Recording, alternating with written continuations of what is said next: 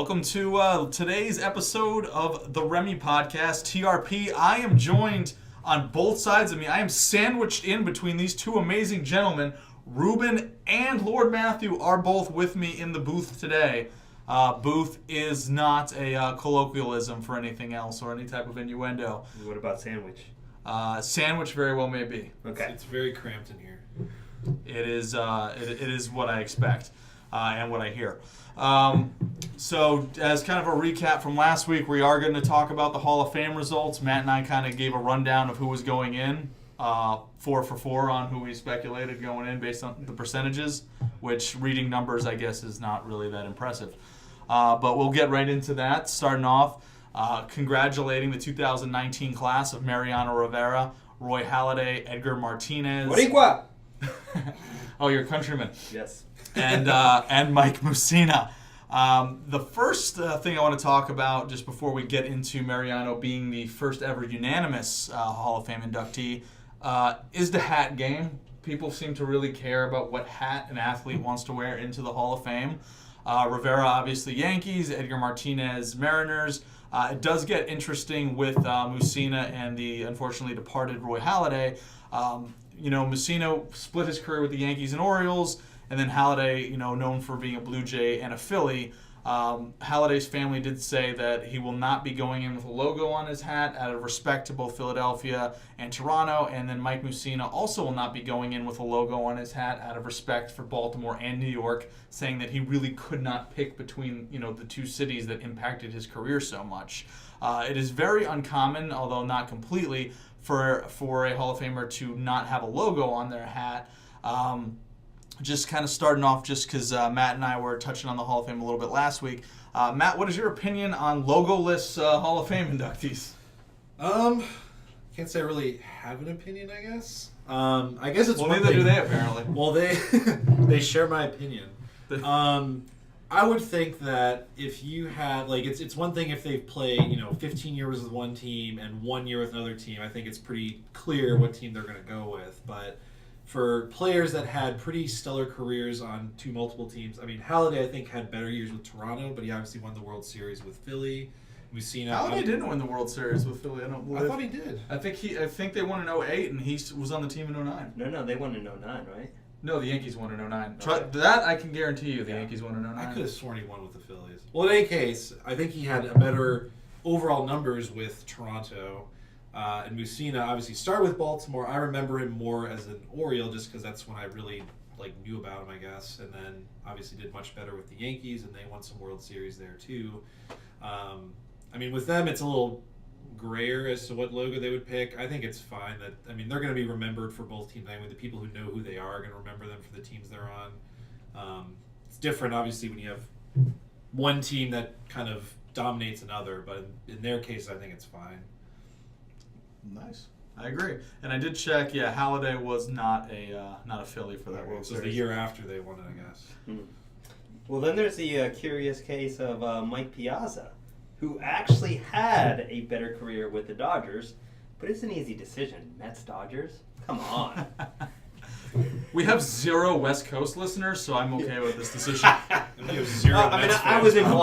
implying as such, and yeah. But, I have an aunt out there. I could ask her to subscribe. And then just be like, just so you could trash her aunt. That's really you stay classy, San Diego. Yeah, I agree. If they want to give respect, they can catfish it. Catfish Hunter also went in without a logo. Wow, I was thinking about yeah, I know. Notre Dame. What's his name? Mateo. Oh. Wrong sport. Although we are doing some baseball, football crossover a little later in the episode. This is going to turn into a dating sort of blog eventually. So, hey, ladies, what? Yeah, Ruben's going to literally use this podcast to, And doesn't catfish anybody. Catfish Hunter. We're keeping it on topic. So that goes into sort of the main thing we want to discuss. Mariano Rivera is the first ever 100% unanimous Hall of Fame inductee. Obviously, I am the Yankee fan of the group. I am beyond proud of both Mike Mussina and Mariano Rivera. in terms of quality, in terms of character, you can't really say anything bad about Mo. In terms of what type of competitor he was, everybody widely agrees he was the best. I've never seen somebody so automatic at their job anywhere. And a one-pitch pitcher. And he'd be the first to tell you. You literally, Edgar Martinez was telling a story about how, the Mariners used to, on the on-deck circle, drop the bat weight if Posada was setting up inside for the cutter. So people would, cheat is a little bit strong of a word, but people would be aware of what was happening. You were aware of it regardless anyway, I think. But did you try to be a little quicker? It didn't work. Nothing worked. He threw one pitch, and you could not hit him 95% of the time. It was, incredible. I definitely think Mo deserves to be in the Hall of Fame. I definitely think Mo deserves to be a first ballot Hall of Famer. I definitely think that Mo deserves to be a unanimous selection. But the thing that we're going to talk about is, I would agree, even as a Yankees fan, I would agree that there were other people that should have been unanimous Hall of Fame inductees, and that I'm not trying to dog anybody, I'm not trying to say anything harsh on peers, but there's some curmudgeons that are in the Baseball Writers Association, and it's insane that he deservingly so, but it's insane that he's the first. Well, so this is this comes from the Babe Ruth not getting in unanimously, and people thinking so whatever the mentality was, if Babe Ruth never got in unanimously, how is anybody else going to do that? So the question is who the hell were those people? Mike, what did they not like? Well, Babe Ruth did 342 lifetime average, and he. Granted, a different era, but sure, still. But what did they not like about his? It's true. Kid? So you mentioned character. He probably slept with one of their wives. Let's think. Let's be honest. That might be the best. To be fair, Babe Ruth was amazing on performance inhibiting drugs. On their wives. Yeah. So but that's where that mentality came from. If Babe Ruth didn't get in unanimously, so like you said, the curmudgeon. So obviously Griffey should have been in. There's plenty. Yeah. There's Griffey, there's Mantle, there's Aaron. But even more recently, Frank Thomas should have been 100%. Frank Thomas, the Big Hurt, was like a 315 career hitter. 40 home runs. He had the best eye in baseball. So we're getting off topic a little bit, but we should celebrate that idiots are moving away from the game right now. Well, Matt, except for us, we're talking. Yeah, we're still idiots and we're still here. But Matt, what are your thoughts on it? I always look at it as the higher vote. I feel like the people that are going to be close to unanimous are the people that were the best at their position, and compared to past people are the best at their position. I think Mariano Rivera, in this particular case, he's arguably, if not the best closer of all time. He's the best at his position ever. Therefore, he should be a unanimous vote. Now, you look at Frank Thomas, you look at Ken Griffey Jr. They were people that were like the face. I thought Ken Griffey Jr. should have gotten in. I agree with you. Just by 3 votes? 2 or 3 votes? No, it was 3 votes. He got 97% of the votes. And so you look at it. Well, it's not a perfect thing. Anyway, yeah. So. Percentages and all that. 3% he missed by it. But you look at him, you think of baseball in the late 90s, early 2000s. You think of Ken Griffey Jr. He was the face of the Mariners. He was the face of baseball. Yeah. The kids were emulating. He was the guy with the backwards hat and all the swag, and everybody wanted to play the video games with him on the cover. He revitalized baseball. The lockout had destroyed baseball's reputation, and he brought it back full swing, pun intended. And Sammy Sosa también. Ah, sí. and más o menos. And Mark McGwire. What's steroids in Spanish? Steroids. If you don't know what a Spanish words or the translation from English, you just say you add an extra S and you go steroids. Steroids? Yeah. He's muy blanco now, though. See, this show is also educational. That's why I really, really love Blanco is white in Spanish. I know that. Es blanco. Es blanco. Es white. Es white. Now, moving on to something that's a little less black and white than Hall of Fame voting. Nice. Manny Machado, as we talk about every single week, day in, day out. I'm sure you're inundated on the radio, on ESPN, on MLB Network, anyone that can move or breathe. There's been some updates. We're still where we are, but Andy Martino from SNY.TV said the Yankees may have offered Machado. It's something low, didn't know the exact numbers, so they're still on the peripherals after their infield bonanza. And then also, I'm going to butcher this man's name, and I'm okay with that. Kevin AC from the San Diego Union Tribune also has been reporting that the Padres are interested in Manny Machado. I could definitely see the Padres being a dark horse team. They're and I don't mean this in a disparaging way, but their fight for relevancy in that packed NL West. I mean, that huge deal they gave to Hosmer. They've been known to just dump money at things periodically to try and contend. I don't know. I don't think Machado wants to go to another losing team, but I could see them making a big offer. I don't know, Matt. I mean, I could see making a big offer, but that has clearly not worked in like the last 15 years they've been doing it. I mean, they've you think of all the big contracts they've dumped on players, and they have not gone anywhere. I don't think a lot of people really want to play for the Padres. I don't think Machado, like you said, wants to play for another perennial struggling team that's fighting in a strong division. It's like kind of the Orioles of the National League West or the National League even at that point. So I think that's a fair comparison. And so I don't think he's gonna, especially coming from the Dodgers. He's not going from the Dodgers to the Padres. Well, it's also it's a pitcher's ballpark, and it's a tough place to hit, and it's an anemic lineup. You've got to factor in what they can pay you. Sure, maybe the weather, but man, that's a. He's a West. We don't have any California. But we can talk crap about. Yeah, but he's a West. If any of the reports are to be believed about Manny, or what his wife likes, or what his estranged father says he's about, I mean, he's an East Coast guy. I don't think that Manny is going to the Padres, but the Padres are keeping their lines and pockets and everything open, because it's also been reported by Mark Feinstein from MLB.com that they're also interested in JT Realmuto, maybe trying to acquire him from the Marlins. Yeah. Ruben, you and I extensively went into detail about Realmuto as a catcher and a prime target for teams. What do you like or not like about the Padres' interest? Well, there's everything to like about Realmuto. He's the best available catcher that's on the market, whether it's from a trade or a free agency. That was never the question. The question is, what value do you have to give up to get him? When there was Wilson Ramos out there, or when Yasmani Grandal. Yeah, Grandal's out there, and so on and so forth. So yeah, is it a big pickup? Absolutely. What's it going to cost? Because it was going to cost. I mean, they wanted Syndergaard. They wanted Syndergaard. Come on, a guy coming off some sort of ruptured disc in his back for Noah Syndergaard. Okay.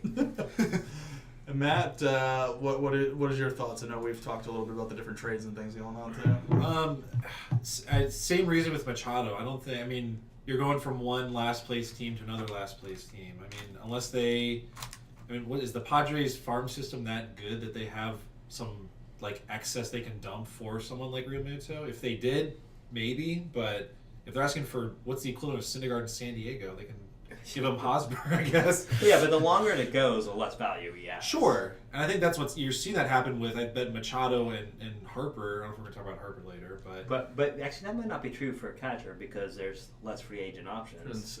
So maybe actually, true, but maybe they have more leverage. I mean, the two most valued positions in baseball, and I've talked to a lot of people about this, and the quickest ways to the majors are teams love strong lefty starters and quality defensive and offensive catchers. Yeah. Those are the two most sought after things. Wait, you said offensive?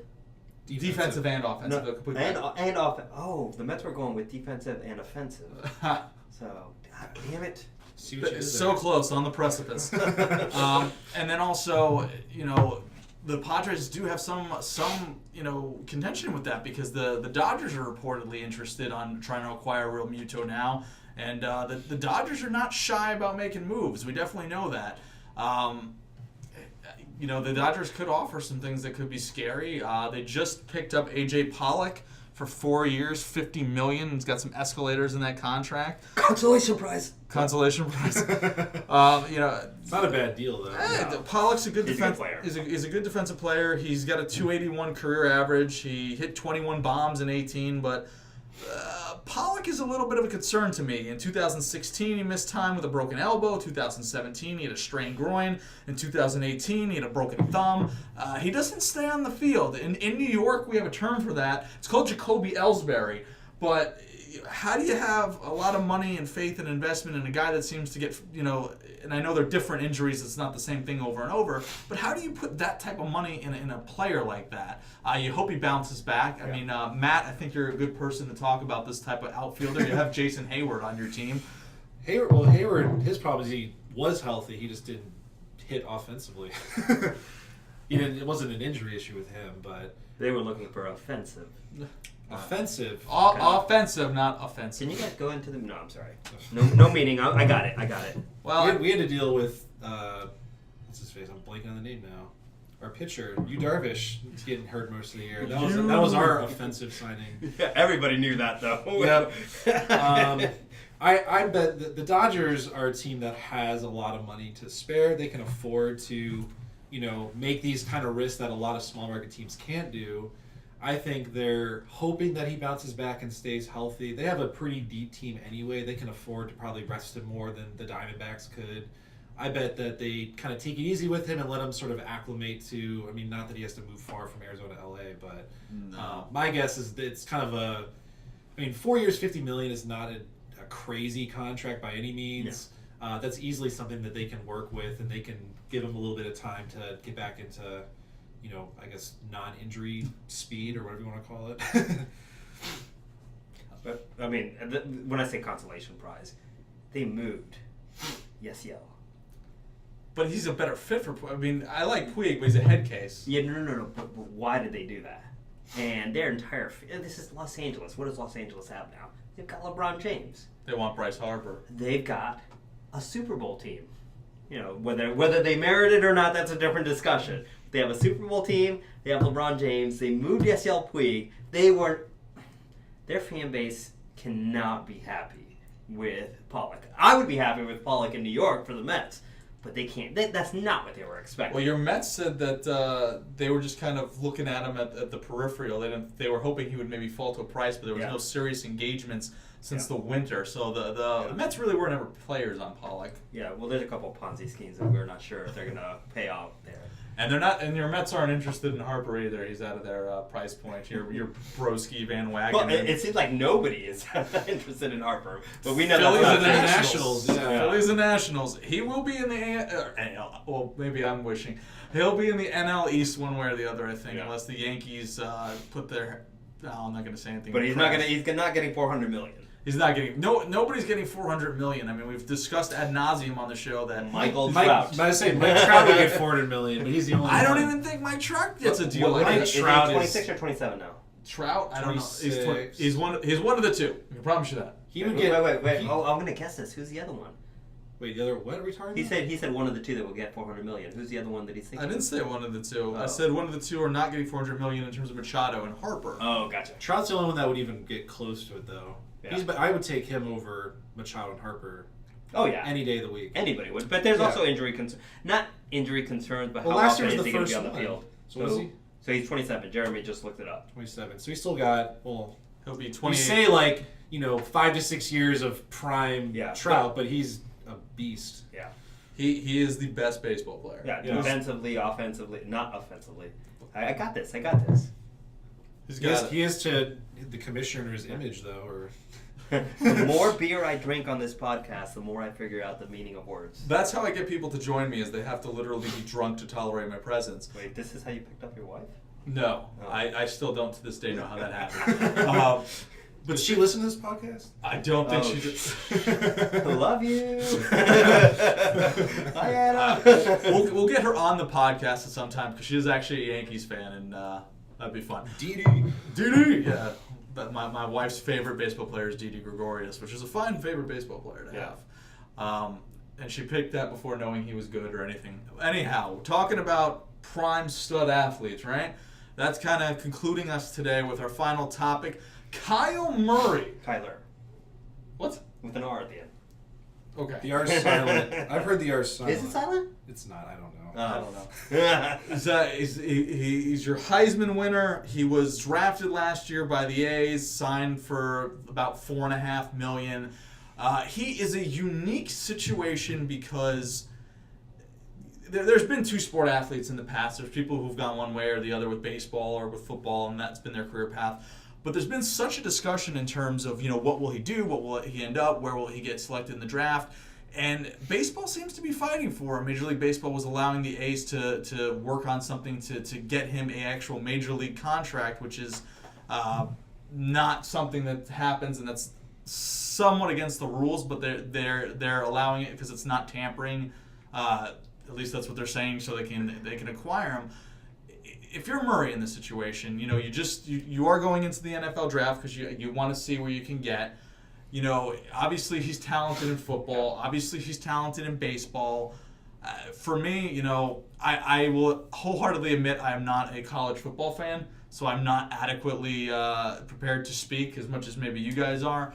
But, if they're going to pay you and you're going to get paid in baseball, the longevity in the career is in baseball. Now, it could be a crapshoot. Anytime you draft a guy, even if he's got the tools in college, he could absolutely flame out. He could flame out in the NFL too. I mean, Ryan Leaf says hello, and I'm not knocking Ryan Leaf. Yeah. I'm just saying there was a lot of build up on him, and he's a better bet than Peyton Manning, and we saw how that paid out. But what are your thoughts, Ruben? What direction would you go? How would you do it? Or so I think when I think about this, the first thing I think about is precedence. And the first person that comes to mind is Tebow. That's exactly what I was going to bring up. And he did it in the way that I think makes the most sense. Well, nobody knew that he wanted to go baseball back then, but he did it in the way that makes the most sense, and here's what I mean by that. Your athleticism and your body being maybe in its prime shape in terms of its ability to perform and also free of injuries and bruises and stuff is more suited to football early on. So, I mean, can he make more money in baseball? Absolutely. Is the longevity going to be better if he performs? Absolutely. The question is, what's his passion? And if he has an equal or greater amount of passion for football, he should probably go football first. And he could probably double back on the baseball. That's what I think that's the Tebow route. I mean, who else can we think of that did it? Deion Sanders did it. Bo Jackson. Brian Jordan did it. Michael Jordan tried to do it. He did. He stole like 40 bases one year with a 200 average. I don't know how he got on base. Yeah, he stole like 40 bases. He walked a lot, I think. Yeah. Like James he Harden. Barely hit two. Yeah. That's another conversation. Yeah, none of our listeners ever knows, other sports, so we should just baseball. Just baseball. Matt, what's your opinion on the matter? Well, the money thing won't be an issue because he's got Boris as his agent, so he's gonna, get paid. They'll get him top dollar.